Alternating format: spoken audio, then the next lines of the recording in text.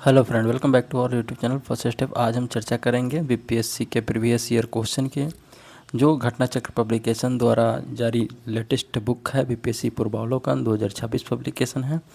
तो इसमें देख सकते हैं आप कि 1000वीं बीपीएससी तक का पूछा गया लेटेस्ट एकदम क्वेश्चन है। ये सामान्य अध्ययन का पेपर इसमें मिलेगा। इसमें आपको बीपीएससी के अलावा CDPO, BPSC TRE 1, TRE 2, TRE 3 का भी मिल जाएगा और बीपीएससी बीएओ का एग्ज़ाम जो हुआ था उसका भी हो जाएगा।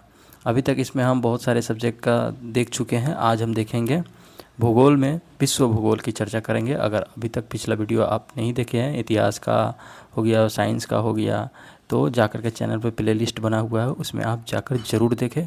आज हम एक वीडियो में विश्व भूगोल के सभी क्वेश्चन के चर्चा करेंगे। तो आइए एक वीडियो की शुरुआत करते हैं। तो देखिए, ये विश्व भूगोल का क्वेश्चन आपके सामने रहा, ठीक है ना। तो आप ज़रूर इसे लास्ट तक देखिए, आपको बहुत ही फ़ायदेमंद होगा। चाहे आप बीपीएससी एडीओ का एग्ज़ाम देने जा रहे हैं तो आपके जीएस सेक्शन के लिए काफ़ी इंपॉर्टेंट हो जाता है ये क्वेश्चन सब, या फिर 72वीं बीपीएससी पीटी देने वाले हैं, या बिहार दरोगा मेंस देने वाले हैं, या जो भी बिहार से संबंधित एग्ज़ाम देने जा रहे हैं, उसमें जीएस पोर्शन के लिए इसका क्वेश्चन आपको हूबहू एग्ज़ाम पेपर में देखने को मिल जाएगा। और तब भी इम्पोर्टेंट ज़्यादा तब बढ़ जाता है जब बीपीएससी का वो एग्ज़ाम हो, ठीक है। तो चलिए देखते हैं, पहला क्वेश्चन से शुरुआत करते हैं। तब तक आप लोग चैनल को लाइक, सब्सक्राइब, शेयर करना ना भूलिएगा दोस्तों। इसे एक ग्रुप में ज़रूर शेयर कीजिए। आइए देखते हैं, पहला क्वेश्चन है, हमारी आकाशगंगा के केंद्र की परिक्रमा करने में सूर्य को समय लगता है, कितना समय लगता है? तो वो है 25 करोड़ वर्ष। हमारी आकाशगंगा के केंद्र की परिक्रमा करने में सूर्य को समय लगता है 25 करोड़ वर्ष। याद रखिएगा, ऐसे ही पूछा जाता है ये। हमारे अंतरिक्ष में कितने तारामंडल है? काफ़ी इंपॉर्टेंट क्वेश्चन है। तो हमारे अंतरिक्ष में टोटल 88 तारामंडल है, यानी कॉन्स्टिलेशन कितना है? तो 88 है, जिसमें अधिकतम जो है दक्षिणी गोलार्ध में स्थित है। जिस तारामंडल के तारे ध्रुव के तारे की ओर संकेत करता है उसे हम लोग क्या कहते हैं? उसे सप्तऋषि कहते हैं। जिस तारामंडल के तारे ध्रुव तारे की ओर संकेत करते हैं उसे हम लोग सप्तऋषि कहते हैं। आगे बढ़ेंगे, अगला क्वेश्चन है कि ब्रह्मांड में पल्सर क्या है? तो ब्रह्मांड में पल्सर जो है घूमते हुए न्यूट्रॉन तारे हैं। आप लोग एक बाइक भी देखते होइएगा, पल्सर बाइक, तो इसी के नाम पर रखा गया है। ब्रह्मांड में पल्सर क्या है? तो घूमते हुए न्यूट्रॉन तारे हैं। फिर अगला क्वेश्चन है कि निम्नलिखित में से कौन सा सौर मंडल का भाग नहीं है? बहुत बार ये क्वेश्चन पूछा गया है, इसको स्टार मार्क लगा के याद कर लीजिए कि कौन सा सौर मंडल का भाग नहीं है। तो निहारिका नहीं है। क्षुद्र ग्रह है, धूमकेतु है, निहारिका सौर मंडल का भाग नहीं होता है, ठीक है। आगे है कि जिसके मध्य की औसत दूरी एक खगोलीय इकाई है उसे क्या कहते हैं? तो वो है पृथ्वी और सूर्य के मध्य की दूरी एक खगोलीय इकाई है, ठीक है ना। याद रखिएगा, पृथ्वी और सूर्य के मध्य की दूरी, और वो खगोलीय इकाई 1 यूनिट बराबर 1.496 × 10⁻11 मीटर होता है। नेक्स्ट है कि सौरमंडल का प्रधान आकाशीय पिंड कौन सा होता है? काफ़ी इंपॉर्टेंट, तो ये सूर्य होता है, इसके केंद्र में स्थित होता है। सूर्य ग्रहण कब होता है? ये भी काफ़ी इंपॉर्टेंट है, स्टार लगा के याद कर लीजिए कि सूर्य ग्रहण कब होता है, चंद्र ग्रहण कब होता है। तो सूर्य ग्रहण जो है जब चंद्रमा जो है, जब सूर्य और पृथ्वी के बीच आ जाएगा तब सूर्य ग्रहण होगा, ठीक है ना। चंद्रमा जब सूर्य और पृथ्वी के बीच आ जाएगा तब सूर्य ग्रहण होगा। और इसी के जस्ट उलट जब पृथ्वी जो है सूर्य और चंद्रमा के बीच में आ जाएगी तब चंद्र ग्रहण होगा, ठीक है। तो याद रखिएगा, चंद्रमा बीच में आएगी तो सूर्य ग्रहण होगा। ये कन्फ्यूजन भी होता है इसमें, तो ये ट्रिक है याद करने का। चंद्रमा बीच में आ गया तो सूर्य ग्रहण होगा।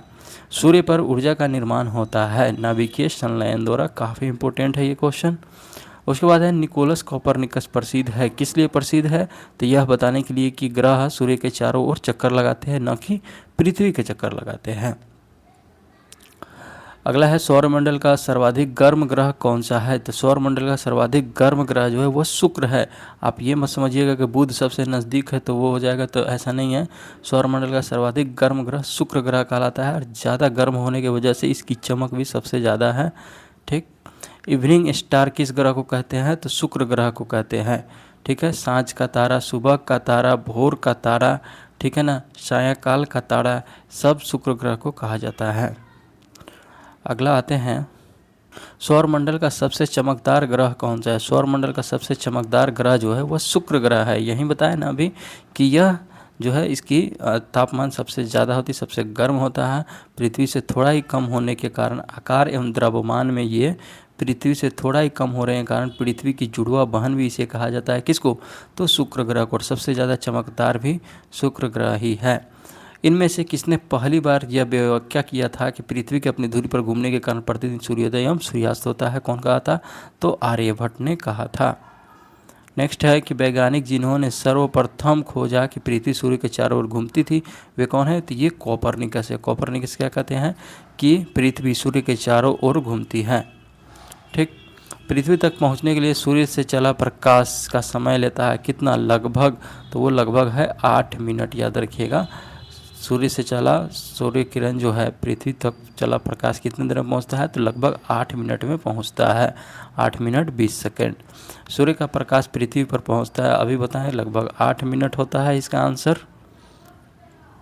फिर उसके बाद है कि सूर्य के प्रकाश का धरती की सतह पर पहुंचने में लगने वाला समय है लगभग वहीं 8 मिनट। ठीक है। पृथ्वी को सूर्य की परिक्रमा करने में कितना समय लगता है? पृथ्वी को सूर्य की परिक्रमा करने में तो ये 365 दिन। ठीक है ना। और फिर कितना हो जाता है? 6 घंटे हो जाता है। ठीक, इसे याद रखिएगा, वही हो जाएगा 365.25 दिन। एग्जैक्ट होता है 365 दिन 6 घंटे 9 मिनट। आगे चलेंगे। पृथ्वी परिभ्रमण करती है हुई प्रति मिनट करीब करीब कितनी दूरी तय कर लेती है? तो चलिए इसका एग्जैक्ट आंसर इसमें नहीं है, इसका डिटेल पढ़ते हैं कि पृथ्वी की विषुवत रेखा का परिधि लगभग 40,090 किलोमीटर है। इसी दूरी को पृथ्वी अपनी धुरी पर लगभग 24 घंटे में तय कर लेती है। अर्थात पृथ्वी अपनी धुरी की परिभ्रमण गति 40,090 किलोमीटर में भाग देंगे 24 घंटा से, तो ये लगभग आ जाएगा 1670 किलोमीटर प्रति घंटा। इस आधार पर प्रति मिनट पृथ्वी की गति जो है 1670 किलोमीटर में 60 से भाग देंगे तो ये आ जाएगा 27.8 किलोमीटर प्रति मिनट हो जाएगा, जो कि कोई भी विकल्प में नहीं दिया था, इसलिए इसका ऑप्शन गलत। पृथ्वी एवं सूर्य के बीच की अधिकतम दूरी होती है कब? तो ये ऑफशोर के समय होता है। पृथ्वी एवं सूर्य के बीच अधिकतम दूरी कब होता है? तो ये ऑफशोर के समय होता है। जो कि ऑफशोर कब होता है? तो ये 4 जुलाई या उसके आसपास घटित होती है सामान्यतः ऑफशोर। ठीक है। और उपशोर जो है जनवरी में होता है। इसके समय दूरी जो है बहुत कम होता है। देखिए टियरी 3 में पूछा गया क्वेश्चन है। अगर आप टियरी 4 देने वाले हैं तो आपके लिए काफ़ी इंपॉर्टेंट हो जाएगा ये क्वेश्चन सब। इसलिए दोस्तों लाइक शेयर दबा के ठोकिए और लास्ट तक देखिए, आपको बहुत फ़ायदा मिलेगा। विषुवतीय व्यास ध्रुवीय व्यास से कितना अधिक किलोमीटर होता है? तो ये 43 किलोमीटर अधिक होता है। पृथ्वी का विषुवतीय व्यास जो है ध्रुवीय व्यास से लगभग 43 किलोमीटर अधिक होता है। सौरमंडल में सबसे बड़ा ग्रह कौन सा है? काफ़ी आसान क्वेश्चन, तो बृहस्पति है। सौरमंडल में सबसे बड़ा ग्रह बृहस्पति है। और चमकीला कौन है? तो शुक्र है। सांझ का तारा, भोर का तारा शुक्र को, पृथ्वी की जुड़वा बहन शुक्र को। शनि सूर्य के चारों ओर एक चक्कर लगाने में कितना समय लेता है? तो ये 29.5 वर्ष, 29.5 वर्ष का समय लेता है शनि सूर्य के चारों ओर एक चक्कर लगाने में। फिर उसके बाद देखेंगे हम लोग अरुण व वरुण प्लेटो से संबंधित है। यूरेनस सूर्य के चारों ओर एक परिक्रमा में कितना समय लेता है? तो सबसे ज़्यादा 84 वर्ष लेता है। ठीक है ना। यूरेनस सूर्य के चारों ओर एक परिक्रमा में 84 वर्ष का समय लेता है। वर्ष दीर्घतम होता है किस पर होता है? तो ये प्लूटो पर होता है। प्लूटो सूर्य का एक परिक्रमा पूरा करने में अधिकतम समय 247 वर्ष लगाता है। उसके बाद है कि सर्वाधिक उत्तरी दक्षिणी अक्षांशीय लंबाई वाली सीमा वाला देश कौन सा है? तो ये ब्राज़ील है। किस हिसाब से? तो उत्तर से दक्षिण अक्षांशीय लंबाई वाली सीमा सबसे ज़्यादा किस देश का है? तो ब्राज़ील का है। ग्लोब पर 1 डिग्री के अंतराल पर खींची गई कितनी रेखाएं हैं? तो ये है 179। इसको क्या करेंगे? टोटल 180 लिखा रहता है, उसमें से 1 घटा लेंगे तो ये हो जाएगा 179। ग्लोब पर 1 डिग्री के अंतराल पर खींची गई अक्षांश रेखाओं की संख्या 179 होता है, 179 होता है। अब आते हैं कि 90 डिग्री पूर्वी देशांतर पर स्थित थिम्पू भूटान का स्थानीय समय निर्धारित कीजिए जब ग्रीनविच में दोपहर 12 बज रहा हो। तो हम लोग जानते हैं कि 1 डिग्री देशांतर बराबर 4 मिनट होता है। तो उस हिसाब से हम लोग न्यूमेरिकल इसको कर करके कैलकुलेट करके इसका समय निकालेंगे। तो ये आ जाएगा हमको, जब ग्रीनविच 0 डिग्री पर है तो वहाँ पे 12 बज रहा है दोपहर का, तो फिर भूटान की राजधानी थिम्पू में क्या पड़ेगा, जो कि 90 डिग्री पर है। ठीक है, तो 1 डिग्री बराबर 4 मिनट होता है। तो यहाँ 0 से 90 डिग्री का अंतर है, तो 90 डिग्री बराबर क्या हो जाएगा, आपको बता दें कि 90 गुने 4 मिनट हो जाएगा। 90 गुने 4 मिनट इक्वल टू कितना हो जाएगा, 360 मिनट। और इसी 360 मिनट को हम लोग क्या कर सकते हैं, 6 घंटा लिख सकते हैं। 6 घंटा हो गया, तो 6 घंटा इससे आगे है, तो ये क्या हो जाएगा, दोपहर का 12 बज रहा है, तो 6 PM हो जाएगा। Option number B is right answer हो जाएगा। कौन सा देशांतर कनाडा तथा अलास्का को अलग करता है, काफ़ी इंपॉर्टेंट क्वेश्चन है। देखिए 17वीं बीपीएससी का री एग्जाम में पूछा है। तो ये जो है 141 डिग्री पश्चिमी देशांतर जो है कनाडा तथा अलास्का को अलग करता है। 141 डिग्री पश्चिमी देशांतर कनाडा एवं अलास्का को अंतर करता है। अंतर्राष्ट्रीय दिनांक रेखा खींची जाती है कहाँ से, इंटरनेशनल डेट लाइन कहाँ से खींची जाती है, तो ये प्रशांत महासागर से होकर के गुजरती है। आइए पढ़ते हैं इसके बारे में कि अंतर्राष्ट्रीय तिथि रेखा पृथ्वी पर एक ऐसी काल्पनिक रेखा है जो 2 क्रमागत कैलेंडर दिनों को अलग करती है। यह ग्रीनविच इंग्लैंड से 180 डिग्री विपरीत देशांतर में प्रशांत महासागर से होकर गुजरती है। उल्लेखनीय है कि जहाँ कोई स्थल भाग पड़ता है इसे मोड़ दिया जाता है। नेक्स्ट है कि किसी स्थान का मानक समय निर्धारित करने का आधार क्या होता है, तो वो है प्रधान मध्य रेखा। किसी भी स्थान का मानक समय निर्धारित करने के लिए वहाँ का प्रधान मध्य रेखा होता है। आप कमेंट करके बताइए कि भारत का प्रधान मध्य रेखा कितना है। ठीक है, तो वो है 82.5 डिग्री पूर्वी देशांतर, जो इलाहाबाद के नैनी से होकर गुजरता है। काहिरा का समय ग्रीनविच से 2 घंटे आगे है, अतः यह स्थित है कितने डिग्री देशांतर पर, तो ये है 30 डिग्री पूर्वी देशांतर पर। आप ग्रीनविच को 0 मान करके 0 डिग्री मान करके 2 घंटा आगे है, तो और 1 डिग्री बराबर 4 मिनट करके ऐसे निकालिएगा तो 30 डिग्री पूर्वी देशांतर पर आ जाएगा, अभी जो पहले वाले एक क्वेश्चन में बताए हैं। दक्षिणी गोलार्ध में सबसे बड़ा दिन कब होता है, काफ़ी इंपॉर्टेंट है। दक्षिणी गोलार्ध में सबसे बड़ा दिन 22 दिसंबर को होता है, और इसी दिन हम लोग यहाँ यानी उत्तरी गोलार्ध में सबसे छोटा दिन होता है। अब बचपन में जो हम लोग को कन्फ्यूज़न होता था कि आखिर 22 दिसंबर को सबसे छोटा दिन हो जाता है हम लोग की तरफ, और क्रिसमस बड़ा दिन रहता है, ऐसे क्यों इतना ही दिन में, तो ये उत्तरी और दक्षिणी गोलार्ध का अंतर होने की वजह से ऐसा होता है। उत्तरी गोलार्ध में वर्ष का सबसे छोटा दिन कब होता है, तो 22 दिसंबर को होता है। आ ही गया ये क्वेश्चन। अगला है कि भूपटल के टुकड़े मेंटल में गति द्वारा निरंतर धीमी गति से प्रवाहित होते हैं, इस सिद्धांत को क्या कहा जाता है, इसे प्लेट टेक्टोनिक सिद्धांत कहा जाता है। Option number D is a right answer हो जाएगा। भूपटल के टुकड़े मेंटल में गति द्वारा निरंतर धीमी गति से प्रवाहित गतिमान होते हैं, यह प्लेट टेक्टोनिक सिद्धांत है। इस सिद्धांत के अनुसार पृथ्वी की भूप्रपट्टी अनेक छोटी बड़ी प्लेटों में विभक्त है। ये टेक्टोनिक्स प्लेट स्वतंत्र रूप से पृथ्वी के दुर्बल मंडल पर विभिन्न दिशाओं में संचालन करती है। प्लेटों की इन गतियों के परिणाम स्वरूप उत्पन्न विभिन्न आकृतियों का अध्ययन प्लेट टेक्टोनिक सिद्धांत के अंतर्गत आता है। महाद्वीपीय बहाव का सिद्धांत किसके द्वारा विकसित किया गया था, तो ये अल्फ्रेड वेगनर द्वारा किया गया था। Option number B is right answer हो जाएगा। पैंजिया से टूटे हुए दक्षिणी महाद्वीपीय को क्या कहा जाता है, तो ये गोंडवाना लैंड कहा जाता है। ऑप्शन नंबर सी, पैंजिया से टूटे हुए दक्षिणी महाद्वीप को गोंडवाना लैंड कहा जाता है। थोड़ा सा स्पीड में चलेंगे ताकि जल्दी कंप्लीट होगा, नहीं तो वीडियो लंबा हो जाएगा। महाद्वीप अलग कैसे हुआ, तो ये ज्वालामुखी फटने से, विवर्तनिक क्रिया से, चट्टानों के गलन और भ्रंशन से। Option number D is right answer हो जाएगा। आगे आते हैं, अगला क्वेश्चन है हमारा कि पृथ्वी की आंतरिक परत निफे के निर्माण में किन तत्वों की प्रचुरता रहती है, तो निकेल और फेरस की रहती है, जो कि ऑप्शन नंबर डी में दिया हुआ है, तो डी इज राइट आंसर हो जाएगा। आगे देखेंगे कि भौगोलिक अपर्दन चक्र की संकल्पना इनमें से किसने प्रस्तुत की है, तो ये WM डेविस ने की है भौगोलिक अपर्दन चक्र की संकल्पना। कोकस प्लेट किनके मध्य पाई जाती है, तो मध्य अमेरिका तथा प्रशांत प्लेट के मध्य कोकस प्लेट पाई जाती है।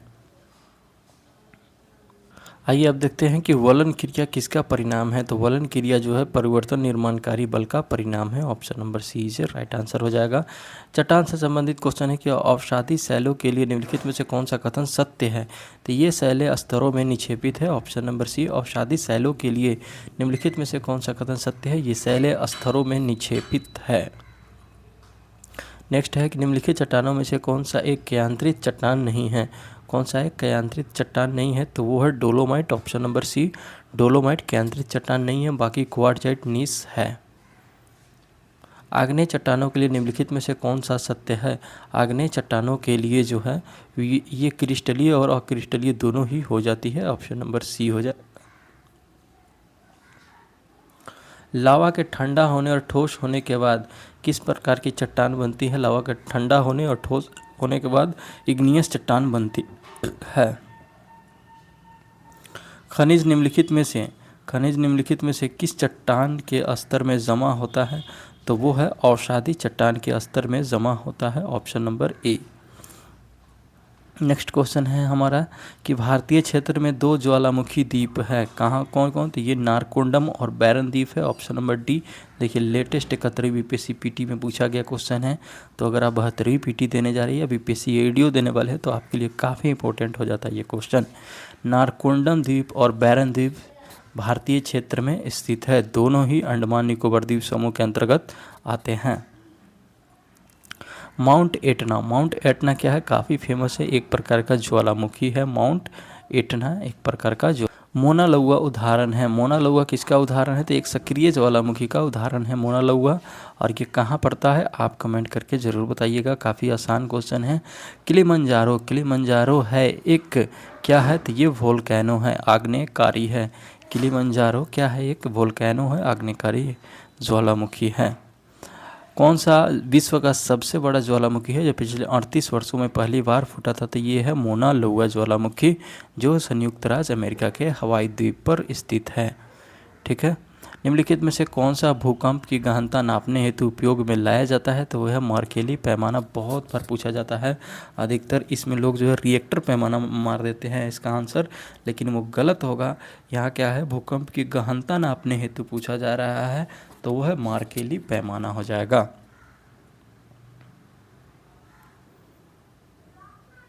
निम्न में से किस महाद्वीप में सबसे अधिक देश है। काफ़ी इंपॉर्टेंट है। तो वो है अफ्रीका महाद्वीप में सबसे अधिक देश है। ठीक है। देखिए यूरोप महादेश में 49 है, एशिया में 48 है, उत्तरी अमेरिका में 23 है और अफ्रीका में इससे भी ज़्यादा है। निम्नलिखित में से किस महाद्वीप का भूभाग सबसे कम है। याद रखिएगा ऑस्ट्रेलिया महाद्वीप सबसे छोटा है क्योंकि इसका भूभाग कम है। निम्नलिखित में से कौन महाद्वीप क्षेत्रफल के अनुसार सबसे बड़ा है। तो अफ्रीका हो जाएगा। देखिए यहाँ पे दिया हुआ है, आप कंफ्यूज नहीं हुए। ऑप्शन में एशिया नहीं था इसलिए अफ्रीका हो गया, लेकिन सबसे ज़्यादा किसका क्षेत्रफल है। तो एशिया का है। ठीक है, याद रखिएगा। उसके बाद अफ्रीका आता है। अब एशिया ऑप्शन में नहीं होने से अफ्रीका हो गया था। ये क्वेश्चन है कि निम्नलिखित में से कौन ऑस्ट्रेलिया महाद्वीप से संबंधित नहीं है। चलिए इसके ऑप्शन में गलती है, इसके डिटेल को पढ़ते हैं। देखिए आयर झील बेसिन ऑस्ट्रेलिया का सबसे बड़ा आंतरिक अपवाह प्रणाली क्षेत्र है, जिसका विस्तार लगभग 1.2 मिलियन वर्ग किलोमीटर है। बेसिन के मध्य में काटीथांडा लेक आयर स्थित है। नल्लारबार मैदान ऑस्ट्रेलिया के दक्षिणी तट पर स्थित है। सेल्विन पर्वत दक्षिण पूर्व एशिया के मुख्यतः म्यांमार में विस्तारित है।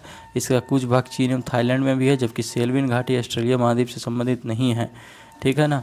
आयोग इसका डी आंसर माना है, जो कि सही नहीं है। आर्कटिक क्षेत्र और अंटार्कटिक महाद्वीप किसके निकट स्थित है। तो ये है उत्तर और दक्षिणी ध्रुव के बीच जो है आर्कटिक क्षेत्र और अंटार्कटिक महाद्वीप स्थित है। नेक्स्ट क्वेश्चन है कि दक्षिण अमेरिका महाद्वीप का सबसे प्राचीन पर्वत कौन सा है। काफ़ी इंपॉर्टेंट है। तो ये है पक्का-रैमा दक्षिणी अमेरिकी महाद्वीप का सबसे प्राचीन पर्वत है। नेक्स्ट क्वेश्चन है कि विश्व की सबसे ऊंची चोटियाँ किस प्रकार के पर्वतों में पाई जाती है। तो यह है नवीन मुर्दार पर्वत में। विश्व की सबसे ऊंची चोटियाँ नवीन मुर्दार पर्वत में पाई जाती है। निम्नलिखित में से कौन सा युवा वलित पर्वत नहीं है। तो युवा वलित पर्वत जो है इनमें से एक से अधिक हो जाएगा, जो कि नहीं है। ठीक है ना। अरावली, एंडीज, एप्लेसियन ये सभी है। युवा पर्वत जो है एक ही है, वो कौन सा है। तो वो है हिमालय। याद रखिएगा, बाकी सब बूढ़ा हो गया, पुराना हो गया। हाँ, विश्व का सर्वाधिक लंबी पर्वत श्रृंखला कौन है? तो ये है एंडीज, ऑप्शन नंबर बी। दक्षिण अमेरिका के प्रमुख हैं, विश्व की सबसे लंबी स्थलगत पर्वत श्रेणी है एंडीज। किसके साथ साथ एंडीज फैला हुआ है? तो ये जो है दक्षिण अमेरिका के पश्चिमी तट के साथ एंडीज फैला हुआ है। यूरोप की एक पर्वत श्रृंखला है, कौन सा है? तो आल्प्स जो है यूरोप की एक पर्वत श्रृंखला है, याद रखिएगा, आल्प्स यूरोप की एक पर्वत श्रृंखला है। देखिए पेनाइन यूरोप में, पेनाइन जो है वह यूरोप में, आल्पेशियन अमेरिका में और अरावली भारत में उदाहरण है। ये सभी किस प्रकार के पर्वत हैं? तो ये पुरानी पर्वत श्रृंखला के उदाहरण हैं। यूरोप में पिरेनीज पर्वत श्रृंखला किन दो देशों को अलग करती है? तो ये स्पेन और फ्रांस को अलग करती है। पिरेनीज पर्वत श्रृंखला स्पेन और फ्रांस को अलग करती है, याद रखिएगा। निम्न में से सबसे लंबी पर्वत श्रृंखला किसकी है? तो ये है रॉकी। रॉकी पर्वत श्रृंखला सबसे लंबी पर्वत श्रृंखला है, ठीक है ना, विश्व की, जो दक्षिण अमेरिकी महाद्वीप में स्थित है। संसार की छत, रूफ ऑफ द वर्ल्ड किसे कहा जाता है? पामीर के पठार को। पामीर के पठार को संसार की छत, रूफ ऑफ द वर्ल्ड कहा जाता है, ठीक है। तिब्बत के पठार हेतु संसार की छत का प्रयोग किया जाता है। फिर उसके बाद आते हैं कि शुष्क प्रदेश मरुस्थल में पृथ्वी पर मरुभूमि होने की संभावना अधिक रहती है, कहाँ पे? तो 23 डिग्री अक्षांश के आसपास में पृथ्वी पर मरुभूमि होने की संभावना अधिक रहती है, 23 डिग्री अक्षांश के आसपास में। उसके बाद है कि गोबी मरुस्थल, काफ़ी इम्पोर्टेंट है। गोबी मरुस्थल कहाँ पे स्थित है? तो ये मंगोलिया में, चीन के पास में स्थित है, मंगोलिया में गोबी मरुस्थल स्थित है। ग्रेट विक्टोरियन मरुस्थल कहाँ स्थित है? ग्रेट विक्टोरियन मरुस्थल जो है ऑस्ट्रेलिया में है, काफ़ी इम्पोर्टेंट। ग्रेट विक्टोरियन मरुस्थल जो है वह ऑस्ट्रेलिया में है। टकला मकान मरुस्थल, टकला मकान मरुस्थल कहाँ स्थित है? तो ये चीन में, याद रखिएगा। टकला मकान मरुस्थल कहाँ स्थित है? तो चीन में स्थित है ये। रेगिस्तानी क्षेत्र में मशरूम सेल के निर्माण का उदाहरण कौन सा है? तो ये अपघर्षण है। रेगिस्तानी क्षेत्र में मशरूम सेल का निर्माण किसका उदाहरण है? तो ये अपघर्षण का उदाहरण है। Option number A is right answer हो जाएगा। विश्व का सबसे शुष्क रेगिस्तान है कौन सा? तो ये आटाकामा। विश्व का सबसे शुष्क रेगिस्तान आटाकामा है। Option number D is right answer हो जाएगा। निम्नलिखित विकल्पों में से बेजोड़ जोड़ी का चयन करिए। तो देखिए पहला जो है गोबी मरुस्थल मंगोलिया में दे रहा है, बिल्कुल सही है। उसके बाद कालाहारी अमेरिका दे रहा है, ये गलत है। थार भारत में है, बिल्कुल सही। सहारा अफ्रीका में, बिल्कुल सही। तो यहाँ गलत पूछ रहा है, तो option number B is right answer हो जाएगा। देखिए कालाहारी मरुस्थल अफ्रीका में स्थित है। कालाहारी मरुस्थल कहाँ स्थित है? अफ्रीका में स्थित है। अब आएंगे कि दक्षिण अमेरिका में मध्य अक्षांशीय घास के मैदान का क्या नाम है। ये भी बहुत पूछा जाता है इस तरह के क्वेश्चन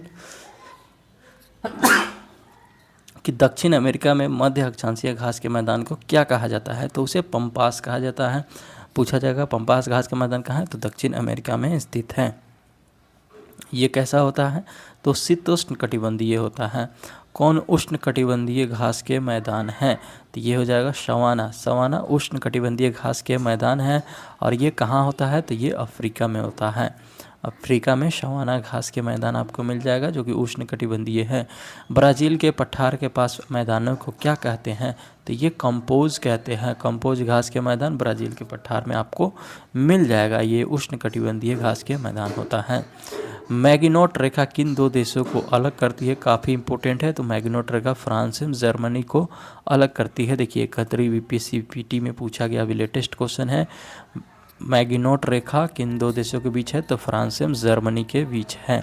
इसलिए दोस्तों चैनल को लाइक, सब्सक्राइब, शेयर करना ना भूलिएगा। आप देखते चलिए वीडियो को लास्ट तक, काफ़ी एक से एक बढ़कर के इंपॉर्टेंट क्वेश्चन मिलेंगे जो आप जब आप एग्ज़ाम में बैठिएगा तो यहाँ से हूबहू देखने को क्वेश्चन मिल जाएगा, तब आपको खुशी महसूस होगी। इसलिए वीडियो को लास्ट तक ज़रूर देखिए। सबसे बड़ी तटीय रेखा किस देश की है? तो वो है कनाडा की। सबसे बड़ी समुद्र तट रेखा जो है कनाडा की है। नेक्स्ट है इजराइल की उभयनिष्ठ सीमा किन किन देशों के साथ लगती है? ये काफ़ी ध्यान से इसको याद करके जाइए क्योंकि इजराइल अभी चर्चा में रहा है और इससे संबंधित क्वेश्चन पूछा जा सकता है। तो इजराइल की ये बॉर्डर पूछ रहा है, सीमा किस किस देश से लगती है? तो याद रखिएगा लेबनान, सीरिया, जॉर्डन और मिस्र के साथ इजराइल की सीमा लगती है। किन किन देशों के साथ इजराइल की सीमा लगती है? तो वो हो जाएगा लेबनान, सीरिया, जॉर्डन तथा मिस्र के साथ इजराइल की सीमा लगती है। निम्नलिखित में से किस देश की मृत सागर के साथ भूमि सीमा नहीं है? तो यहाँ हो जाएगा ऑप्शन नंबर ई। देखते हैं इसका क्या आंसर होता है। देखिए, लेबनान की मृत सागर के साथ भूमि सीमा नहीं है। मृत सागर का विस्तार जॉर्डन, इजराइल और वेस्ट बैंक क्षेत्र में है।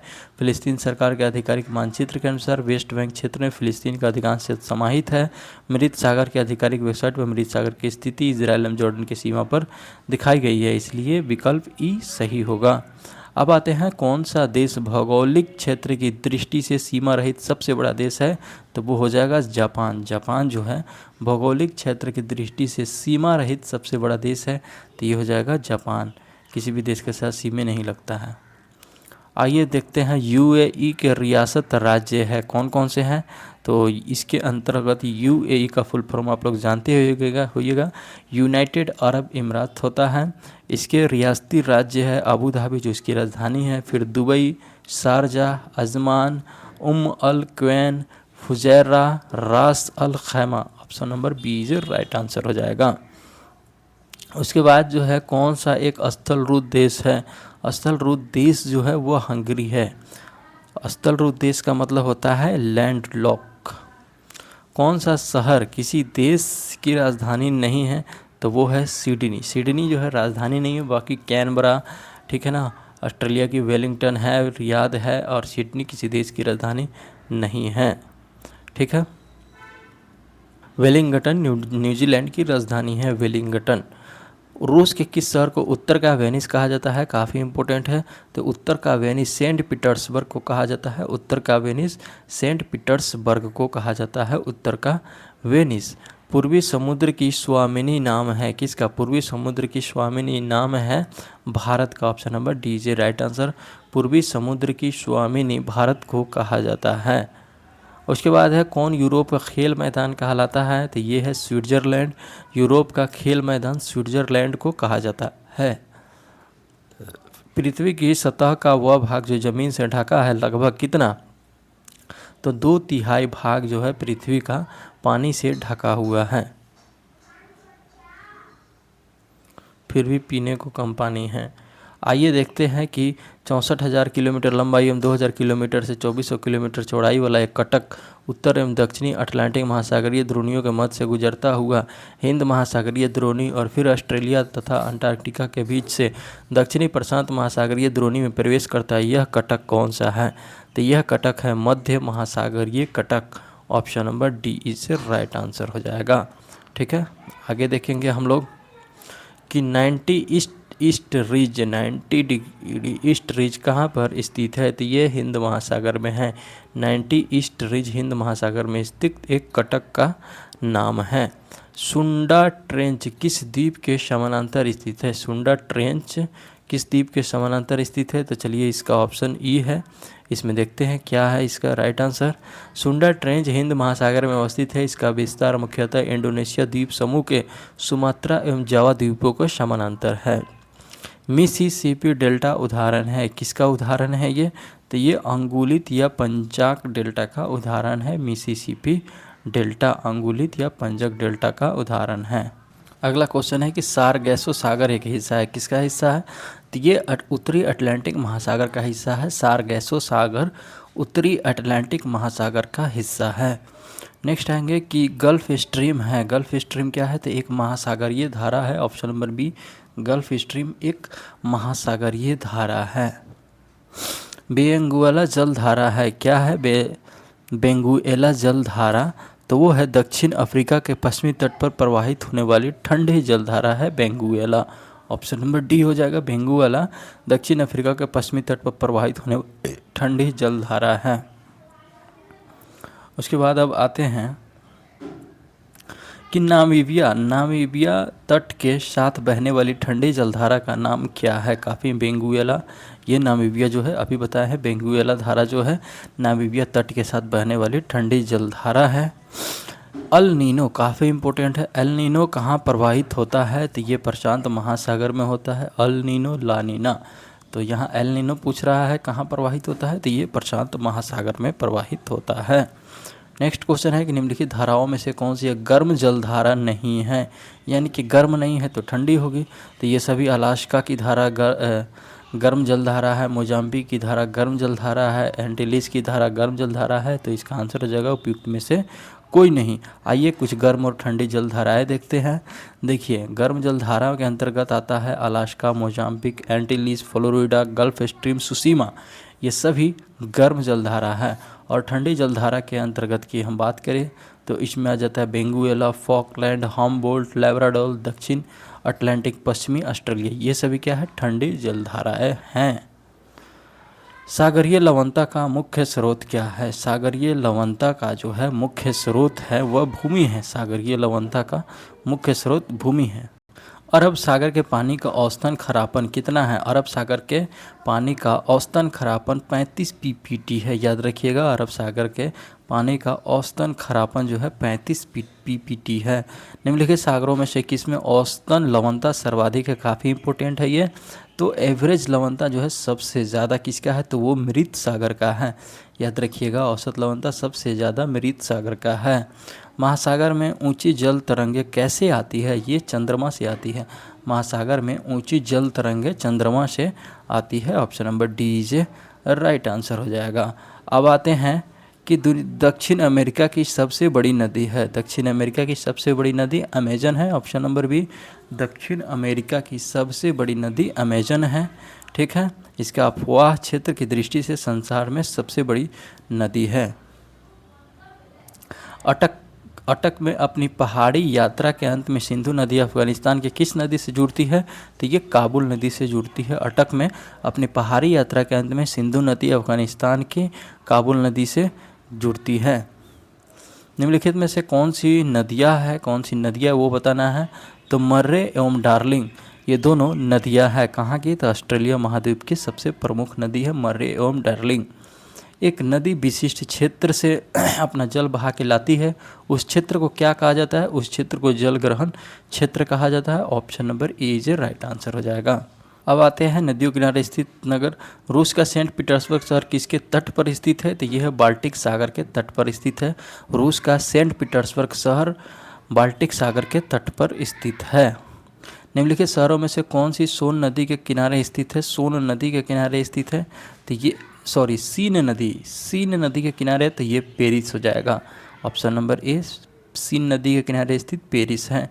सीन नदी किस नहर से होकर सीन नदी किस नगर से होकर के बहती है? तो ये पेरिस नगर से होकर के बनती है।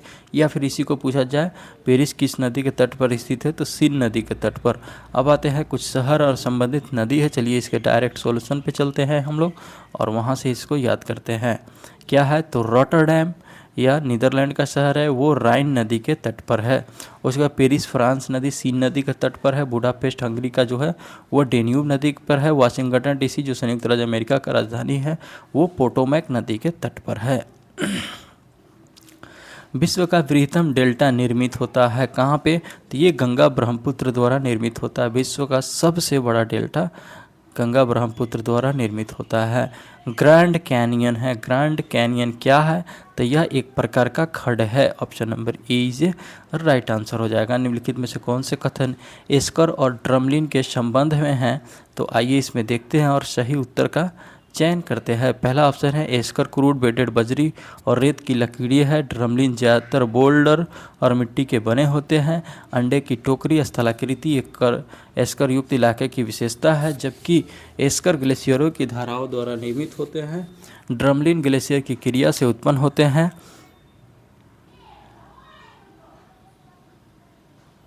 आइए देखते हैं इसका जो है कि पहला भाग जो है इसका 4 ऑप्शन दिया हुआ है, 4 स्टेटमेंट का, उसके अकॉर्डिंग इसको सजाना है। और इसमें कौन सा है? तो पहला जो हम कथन पढ़े हैं कि एस्कर क्रूड बेडेड बजरी और रेत की लकीरें, बिल्कुल सही है। दूसरा ड्रमलिन ज़्यादातर बोर्ड और मिट्टी के बने होते, ये भी सही है।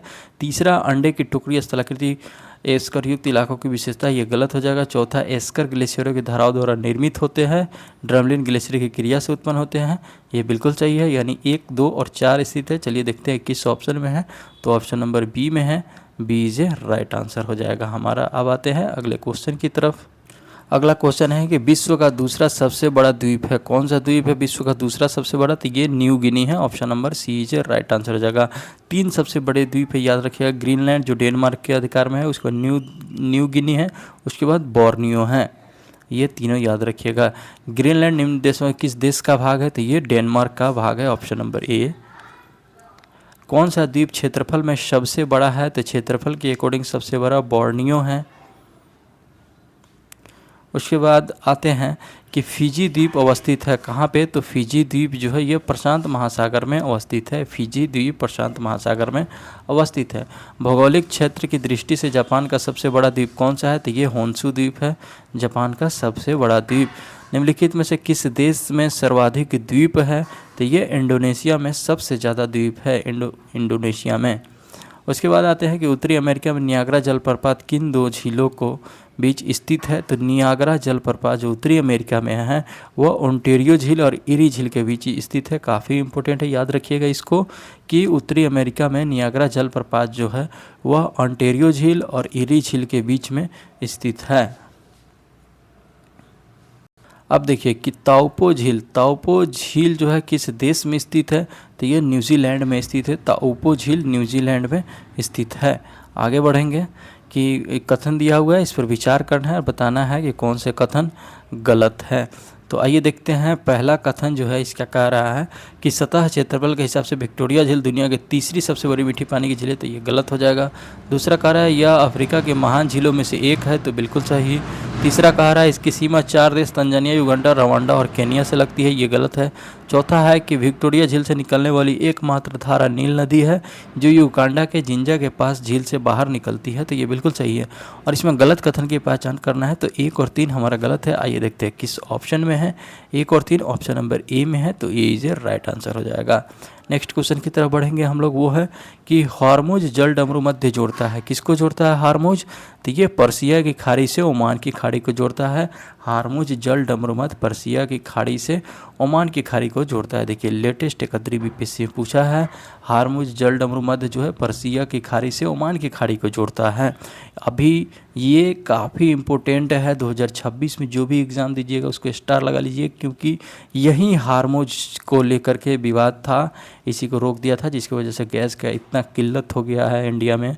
तो ये हार्मुज जल डमरू मध्य कहाँ पे है? तो ये पर्सिया की खाड़ी से ओमान की खाड़ी को जोड़ती है। फिर आते हैं इसके बाद कि निम्नलिखित में से कौन सा स्थल डमरू मध्य है जो कि डेविल्स नेक के नाम से जाना जाता है? तो ये है क्रा स्थल डमरू मध्य, इसको हम लोग डेविल्स नेक के नाम से जानते हैं। क्रा स्थल डमरू मध्य को डेविल्स नेक के नाम से जाना जाता है। ठीक है। उसके बाद है कि हिंद महासागर और लाल सागर को कौन सी जल संधि जोड़ती है?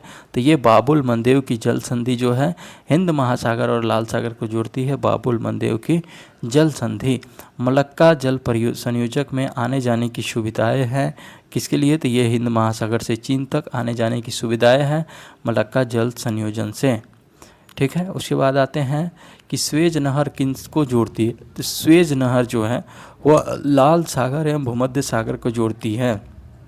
स्वेज नहर लाल सागर को भूमध्य सागर से जोड़ती है, स्वेज नहर। अब आते हैं कि पनामा जो है वह किसको जोड़ती है? पनामा प्रशांत महासागर और अंध महासागर को जोड़ती है। पनामा नहर प्रशांत महासागर और अंध महासागर को जोड़ती है, पनामा नहर।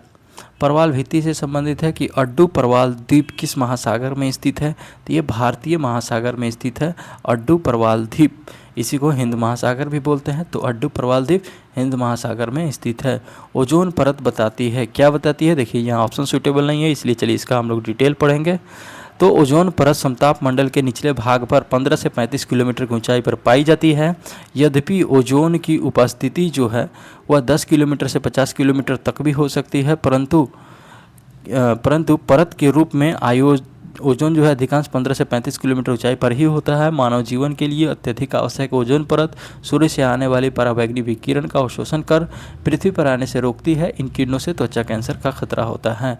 पृथ्वी की सतह से ऊपर ओजोन की परत क्या होती है, तो अभी बताया है कि 15 से लेकर के 35 किलोमीटर के बीच होता है। तो यहाँ कोई ऑप्शन नहीं दिया है, तो ये ऑप्शन इसका गलत है। इसका आंसर हो जाएगा 15 से लेकर के 35 किलोमीटर के बीच में थोड़ा थोड़ा ये जा रहा है, इसको 35 कर लीजिए।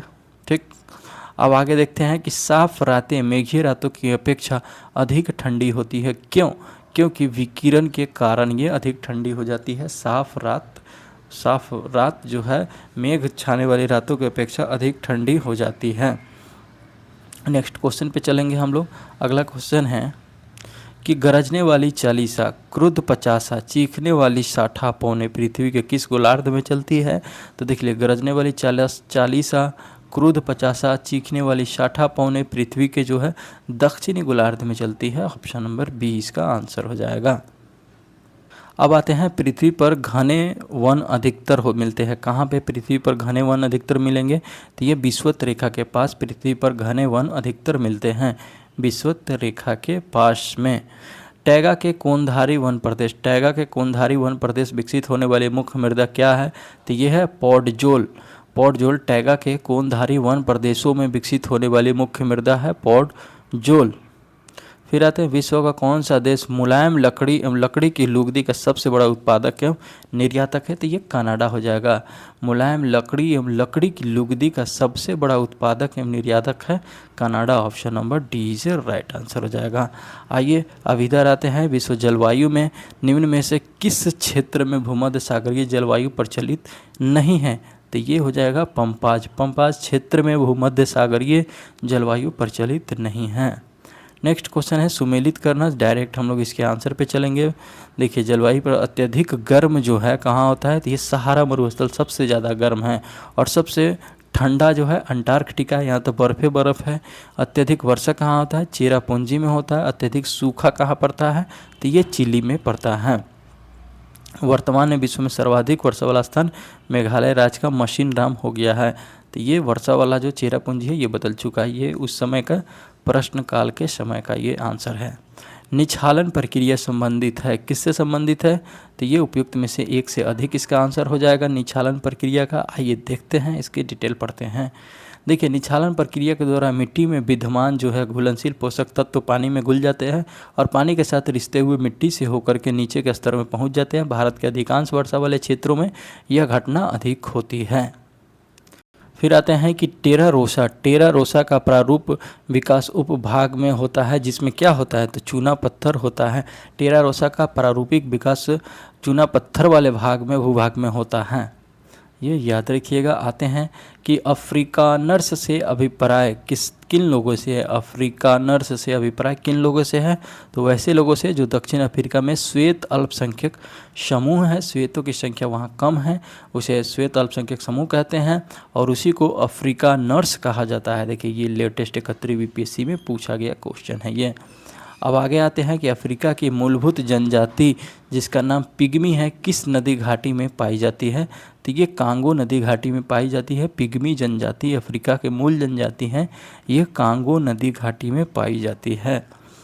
पिग्मी निवासी है कहाँ के? अभी बताएं, अफ्रीका के हैं। इस पर एस्कीमो निवासी है। एस्कीमो कहाँ का निवासी है? याद रखिएगा, कनाडा का निवासी है। एस्कीमो कनाडा का निवासी है। एस्कीमो एक प्रकार की जनजाति है कनाडा में। निम्नलिखित आदिवासी समुदाय में से कौन सा निग्रिटो प्रजाति का है? तो सेमांग जो है वो निग्रिटो प्रजाति का है। सेमांग आदिवासी समूह जो है वो निग्रिटो प्रजाति का है, ये इसका आंसर हो जाएगा। निम्नलिखित में से कौन सा जोड़ा बेमेल है वो देखना है। तो चलिए देखते हैं, इसका ऑप्शन जो है ई है। इसके डिटेल को पढ़ते हैं। मसाई जनजाति के लोग पूर्वी अफ्रीका के केनिया तथा तंजानिया के पठारी प्रदेश में रहते हैं। सकाई मलय प्रायद्वीप मलेशिया एवं इंडोनेशिया में पाए जाते हैं। किर्गिज मध्य एशिया में पाए जाते हैं। बैडोइन या बद्दू जनजाति अरब प्रायद्वीप एवं अरब मरुस्थलीय क्षेत्र में पाए जाते हैं। नेक्स्ट क्वेश्चन है, चीन, मंगोलिया एवं जापान में निम्न मानव प्रजातियों में कौन निवासरत है? तो वह है मंगोलॉयड। मंगोलॉयड जो है वह चीन, मंगोलिया एवं जापान में मानव प्रजातियों का निवासरत है। उसे हम लोग क्या कहते हैं? उसे मंगोलॉयड कहते हैं। आइए अब आते हैं कि एस्पेरांटो, एस्पेरांटो क्या है। तो ये जो है एस्पेरांटो क्या है, तो ये विश्व भाषा के रूप में कार्य करने के लिए बनाई गई एक कृत्रिम भाषा है जिसको एस्पेरांटो बोलते हैं। विश्व भाषा के रूप में कार्य करने के लिए बनाई गई ये कृत्रिम भाषा है एस्पेरांटो। स्विट्जरलैंड में बोली जाने वाली प्रधान भाषाएं हैं कौन कौन से, तो जर्मन, फ्रेंच और इटालियन। ये सभी स्विट्जरलैंड में बोली जाने वाली प्रधान भाषाएं हैं, जर्मन, फ्रेंच और इटालियन, जर्मन, फ्रेंच और इटालियन। उसके बाद आता है कि लडांग संदर्भित करता है। लडांग क्या संदर्भित करता है, तो ये स्थानांतरित कृषि को संदर्भित करता है। लडांग स्थानांतरित कृषि को संदर्भित करता है। देख लीजिए 71वीं बीपीएससी में पूछा है, भारत एवं मानव भूगोल में लडांग शब्द प्रायः मलेशिया, इंडोनेशिया तथा सामान्यतः दक्षिण पूर्वी एशिया के कुछ अन्य देशों में प्रचलित स्थानांतरित कृषि के लिए प्रयुक्त स्थानीय नाम है। वह देश जो विश्व में रेशम का सबसे बड़ा उत्पादक है वो कौन सा हो जाएगा, चीन हो जाएगा। चीन जो है विश्व में रेशम का सबसे बड़ा उत्पादक है। ठीक है, उसके बाद आते हैं अगले क्वेश्चन की तरफ। निम्नलिखित में से कौन सा देश विश्व का सबसे अधिक केसर उत्पादन करने वाला देश है, तो ये है ईरान। ईरान जो है विश्व का सबसे अधिक केसर उत्पादन करने वाला देश है। ठीक है, भारत में जम्मू कश्मीर में सर्वाधिक केसर का उत्पादन होता है, ये भी याद रखिएगा। निम्नलिखित देशों में से कौन 2020 में गेहूं का सबसे बड़ा उत्पादक था, तो ये चीन था। गेहूं और धान का दोनों में चीन ही होगा आंसर इसका। विश्व में आधे से अधिक कहवा का उत्पादन कहाँ होता है, देखिए ऑप्शन त्रुटिपूर्ण है। इसमें देखते हैं कि ब्राज़ील विश्व में कॉफ़ी का सबसे बड़ा उत्पादक देश है। वर्ष 2005 में, 5 का छोड़िए 23 का आंकड़ा पाइए, 2023 के आंकड़ों के अनुसार विश्व में 5 शीर्ष कॉफ़ी उत्पादक देश कौन अब हो गया है, वो ब्राज़ील हो गया है, वियतनाम है, इंडोनेशिया है, कोलंबिया है और इथियोपिया है। तो सबसे 1 नंबर जरूर याद रखिएगा, कॉफ़ी का सबसे ज़्यादा उत्पादन ब्राज़ील में होता है। और भारत में कहाँ होता है, कमेंट करके बताइए। कोयले का सामान्य प्रकार क्या है, तो ये बिटुमिनस है। कोयला का सामान्य प्रकार बिटुमिनस है। कोयला का सामान्य प्रकार बिटुमिनस है। नेक्स्ट क्वेश्चन है कि पत्थर के कोयले के भंडार, पत्थर के कोयले के भंडार में कौन से संसार में अग्रणी है, तो ये है चीन। पत्थर के कोयले के भंडार में चीन जो है अग्रणी है। ठीक है, ये 1995 का था, लेकिन 2023 के अकॉर्डिंग हम इसको देखना चाहेंगे लेटेस्ट आंकड़ा। तो इसके अनुसार पत्थर के कोयले के भंडार में संयुक्त राज्य अमेरिका का प्रथम स्थान आ गया। देखिए ज्योग्राफी में ये सब चीज़ें बदलते रहता है, इसलिए जब का क्वेश्चन पूछा गया उसके अकॉर्डिंग वो आंसर है, लेकिन इसका डिटेल पढ़ना है उसमें लेटेस्ट दिया रहेगा। 2023 के आंकड़ों के अनुसार पत्थर के कोयले के भंडार में संयुक्त राज्य अमेरिका प्रथम स्थान पर है, इसके बाद चीन है और तब भारत है। फिर आते हैं कि निम्नलिखित देशों में से किसमें कोयले का सबसे बड़ा सिंचित भंडार है। ठीक है, तो ये संयुक्त राज्य अमेरिका है। आगे देखेंगे कि लेटेस्ट आंकड़ा भी 2023 के हिसाब से भी अमेरिका के पास ही है। विश्व में सबसे अधिक कोयला उत्पादन करने वाला देश कौन सा है, तो ये चीन है। विश्व में सबसे अधिक कोयला उत्पादन करने वाला देश चीन है। निम्नलिखित में से कौन सा एक जर्मनी का कोयला क्षेत्र नहीं है, तो ये है लॉरेन बेसिन। लॉरेन बेसिन जो है जर्मनी का कोयला क्षेत्र नहीं है। Option number B is right answer हो जाएगा। फिर अब इधर देखते हैं कि लॉवेस्क का क्रीवाय रोग, लॉवेस्क का क्रीवाय रोग नामक विश्व प्रसिद्ध भंडार स्थल किस देश में स्थित है, तो ये यूक्रेन में स्थित है। याद रखिएगा, लॉवेस्क का क्रीवाय रोग नामक विश्व प्रसिद्ध भंडार स्थल यूक्रेन में स्थित है। आगे देखेंगे निम्नलिखित में से कौन सा लोहे का अयस्क है, तो लोहे का अयस्क जो है लिमोनाइट है। ऑप्शन नंबर सी, लोहे का अयस्क लिमोनाइट है। लोहे का अयस्क हेमेटाइट, मैग्नेटाइट, सीडेराइट होता है और एक यहाँ पे लिमोनाइट दिया गया है। संयुक्त राज्य अमेरिका का रस्ट बाउल, संयुक्त राज्य अमेरिका का रस्ट बाउल निम्नलिखित में से किस प्रदेश से संबंधित है, यहाँ पे आंसर ऑप्शन नंबर ई है। आइए इसका डिटेल पढ़ते हैं। रस्ट बाउल या रस्ट बेल्ट संयुक्त राज्य अमेरिका का उत्तर पूर्वी तथा मध्य पश्चिम लौह उत्पादन करने वाला आर्थिक क्षेत्र है। इसमें जो है Illinois, Indiana, Michigan, Ohio, Pennsylvania आदि क्षेत्र शामिल है। इसमें ग्रेट लेक्स प्रदेश, पीटर्सबर्ग प्रदेश आदि शामिल है, इसलिए इसका आंसर ई हो जाएगा, 1 से अधिक। ब्राज़ील के मिनास ग्रेस प्रांत में निम्नलिखित में से कौन सा खनिज मिलता है, कौन मिलता है, तो देखिए मिनास ग्रेस जो है ब्राज़ील के दक्षिण पूर्वी क्षेत्र में स्थित एक राज्य है। इस अपने उच्च स्तरीय लौह अयस्क भंडार के लिए मुख्य रूप से जाना जाता है। इसके अतिरिक्त यहाँ जो है बॉक्साइट, मैग्नीज, टीन, स्वर्ण, जिंक आदि का भी खनन होता है। मिनास ग्रेस बहुमूल्य एवं अर्ध बहुमूल्य रत्नों के उत्पादन के लिए भी प्रसिद्ध है। नेक्स्ट क्वेश्चन पे आएंगे कि निम्नलिखित देशों में से किस देश में 2019 में सालाना सबसे अधिक सोने का उत्पादन हुआ है? तो वो कहाँ पे? चीन में हुआ है। ठीक है, अभी लेटेस्ट आंकड़ा भी देखेंगे तो चीन ही है। निम्नलिखित में से कुल गार्डी में कौन सी क्रिया संपन्न होती है? तो ये सोना खनन की क्रिया संपन्न होती है कुल गार्डी में, ऑप्शन नंबर सी। जोहान्सबर्ग विख्यात है, किसके लिए जोहान्सबर्ग विख्यात है? तो ये स्वर्ण खनन के लिए है। जोहान्सबर्ग कहाँ पे है? तो ये दक्षिण अफ्रीका के गैटोंग प्रांत की राजधानी है। ये सोना खनन के लिए प्रसिद्ध है।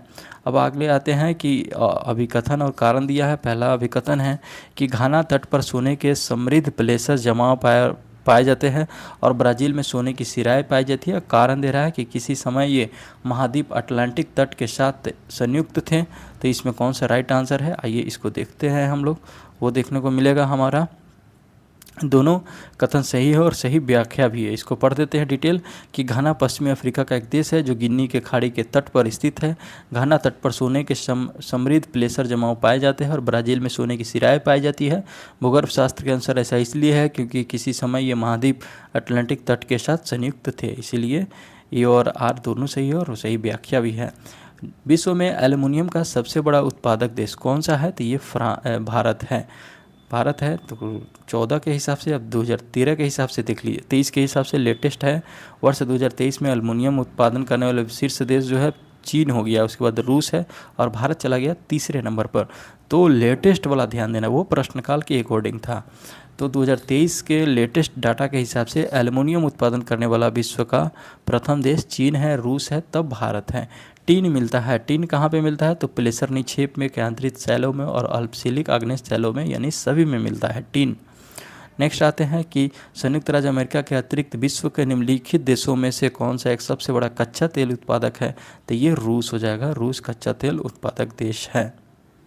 अब फिर आते हैं कि तेल के कोष सबसे ज़्यादा किस देश में हैं? तो तेल के कोष सबसे ज़्यादा जो है वेनेजुएला में है, ऑप्शन नंबर डी। इसको याद कर लीजिएगा।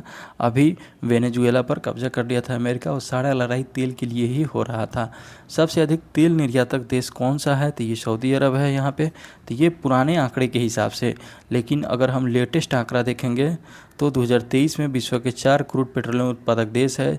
इसमें सऊदी अरब, रूस, संयुक्त राज्य अमेरिका और इराक है।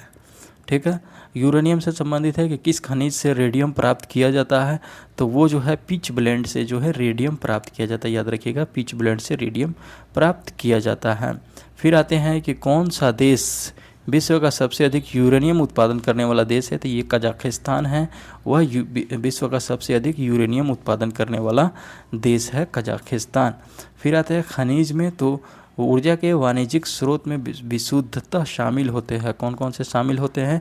तो यह है शक्ति, कोयला, तेल, गैस, जल विद्युत और यूरेनियम ऊर्जा के वाणिज्यिक स्रोत में विशुद्ध रूप से शामिल होते हैं।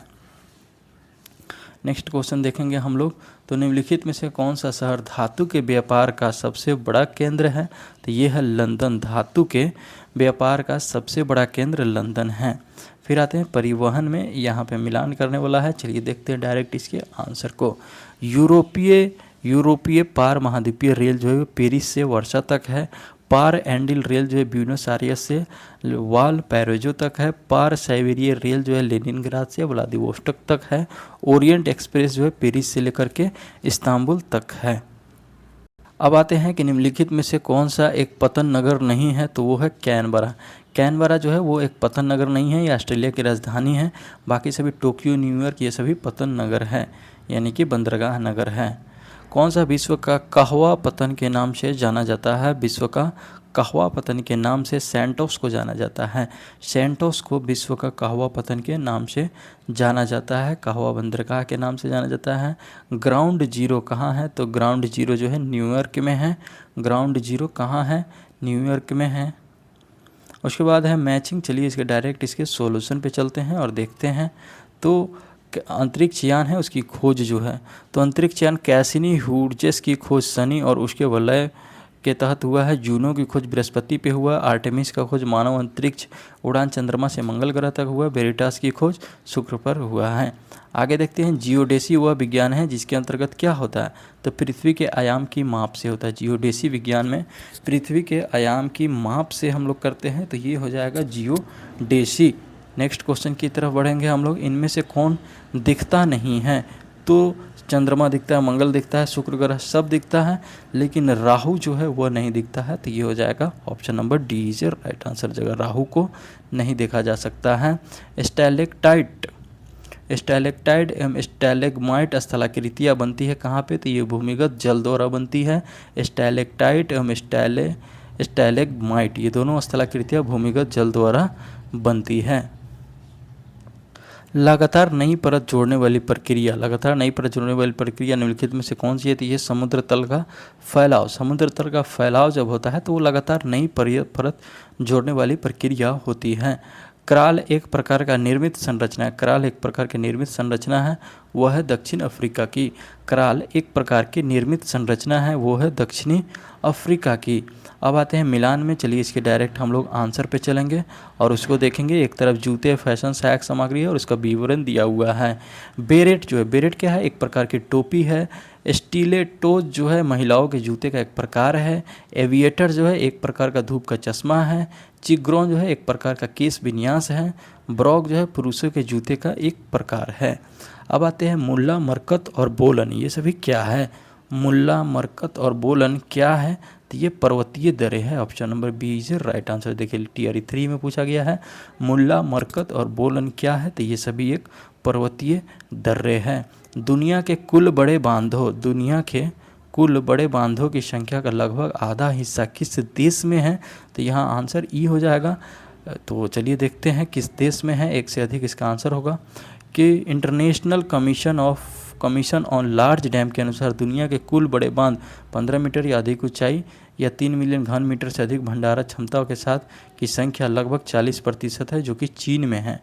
ठीक है, तो चीन ऑप्शन में नहीं होने के कारण राइट आंसर ई हो जाएगा। जापान के प्राकृतिक संसाधनों के बारे में सही कथन कौन सा है, तो आइए इसको देखते हैं। 4 कथन दिया गया है जापान के प्राकृतिक संसाधन के बारे में। देखिए जापान के प्राकृतिक संसाधन के बारे में 4 कथन दिया गया है कि जापान ने बड़े पैमाने पर मछली पकड़ने के लिए समुद्र का इस्तेमाल किया है। दूसरा है पेट्रोलियम के बड़े भंडार जापान के उत्तरी भाग में स्थित है, तो ऐसा नहीं है, ये गलत है। जापान में बड़े उपजाऊ मैदान है जो अनाज उगाने के लिए, नहीं भाई अनाज उपजता ही नहीं है वहाँ। कोयले और लौह अयस्क के बड़े भंडार पर्वतीय क्षेत्र में स्थित है, ये भी गलत है। तो लगभग सही कौन है, ए है कि जापान ने बड़े पैमाने पर मछली पकड़ने के लिए समुद्र का इस्तेमाल किया है। Option number A is right answer हो जाएगा। फिर अगला है हमारा कि जापान में औद्योगिक विकास के लिए निम्नलिखित कारकों में से कौन सा कारक उत्तरदायी नहीं है, तो देखिए उच्च स्तर का प्रौद्योगिकी वहाँ है, बिल्कुल सही। खनिज संसाधनों की बहुलता नहीं है। कुशल श्रम है, बिल्कुल सही। दक्ष परिवहन प्रणाली, ये भी सही, इसमें नहीं पूछ रहा है, तो option number B is right answer हो जाएगा। आते हैं अब सामान्य विश्व का सबसे बड़ा सर्द मानव निवास क्षेत्र ओयामायाकोन किस देश में स्थित है, तो ये रूस में स्थित है। विश्व का सबसे सर्द मानव निवास क्षेत्र जिसका नाम है ओयामायाकोन, यह किस देश में है, तो ये रूस में स्थित है। विश्व का सबसे सर्द मानव निवास क्षेत्र है। अब आते हैं मिलान में कौन सा युग्म का मिलान सही है, आइए देखते हैं। तो भूमध्य रेखीय क्षेत्र जो है गरज के साथ वहाँ वर्षा मध्या में होती है, तो option number B is right answer हो जाएगा। भूमध्य रेखीय क्षेत्र में वर्षा मध्या में होती है। फिर है डालमेटियन तट है। डालमेटियन तट क्या है, तो डालमेटियन तट कास्टरजन्य पर्वत पादीय है। Option number C is right answer हो जाएगा। अगला क्वेश्चन है कि पहला आदमी जिसने चांद पर अपना पैर रखा था वो है कौन, सब जानते हैं कि वो है नील आर्मस्ट्रॉन्ग। ऑप्शन नंबर 20 का आंसर हो जाएगा। कब गया था, 20 जुलाई 1969 को नील आर्मस्ट्रॉन्ग चांद पर उतरने वाला पहला आदमी था। निम्नलिखित में से कौन देश अमेरिकी शस्त्रों का सबसे बड़ा खरीदार है, वो कौन है, तो ये सऊदी अरब अभी दे रहा है, लेकिन ये 95 का डाटा है। आइए इसका देखते हैं लेटेस्ट इसका आंकड़ा क्या बताता है। देखिए सीपरी ईयर बुक 2025 के रिपोर्ट के अनुसार वर्ष 2020 से 24 के मध्य विश्व के 3 बड़े हथियार निर्यातक देश हैं, वह संयुक्त राज्य अमेरिका, फ्रांस और रूस। जबकि 3 बड़े आयातक देश में सबसे ज़्यादा खरीद लिया है यूक्रेन, युद्ध चल रहा था, उसके बाद भारत खरीदा है, उसके बाद कतर खरीदा है। ठीक है, और बेचने वाला में अमेरिका, फ्रांस, रूस है। पूर्व सोवियत संघ का कौन सा पहला गणराज्य था जिसने अपने को स्वतंत्र घोषित कर लिया है? तो वो है Lithuania. Option number C is right answer हो जाएगा। ये पूर्व सोवियत संघ का पहला गणराज्य था जिसने अपने आप को स्वतंत्र घोषित कर लिया। कौन हो जाएगा? लिथुआनिया। देखिए, लिथुआनिया यूएसएसआर से स्वतंत्र हुआ 11 मार्च 1990 को। जॉर्जिया अलग हुआ 9 अप्रैल 1991 को। एस्टोनिया अलग हुआ 20 अगस्त 1991 को। यूक्रेन अलग हुआ 24 अगस्त 1991 को। अब आते हैं कि स्वर्णिम त्रिकोण क्या है। स्वर्णिम त्रिकोण का तात्पर्य है थाईलैंड, म्यांमार आदि के नशीले पदार्थों का उत्पादन करने वाले क्षेत्र से संबंधित है स्वर्णिम त्रिकोण, जो कि थाईलैंड, म्यांमार आदि में नशीले क्षेत्र का उत्पादन जो होता है नशीले पदार्थों का, उस क्षेत्र से संबंधित है। तो फ्रेंड, आज हमारा विश्व का भूगोल कंप्लीट हुआ। कैसा लगा आप कमेंट करके ज़रूर बताइए। नेक्स्ट वीडियो में पर्यावरण में पारिस्थितिकी मिलेगा। लास्ट तक वीडियो को देखने के लिए आपका बहुत बहुत धन्यवाद। और चैनल को लाइक, सब्सक्राइब, शेयर करना ना भूलें। एक ग्रुप में इसे ज़रूर शेयर करें। Thank you.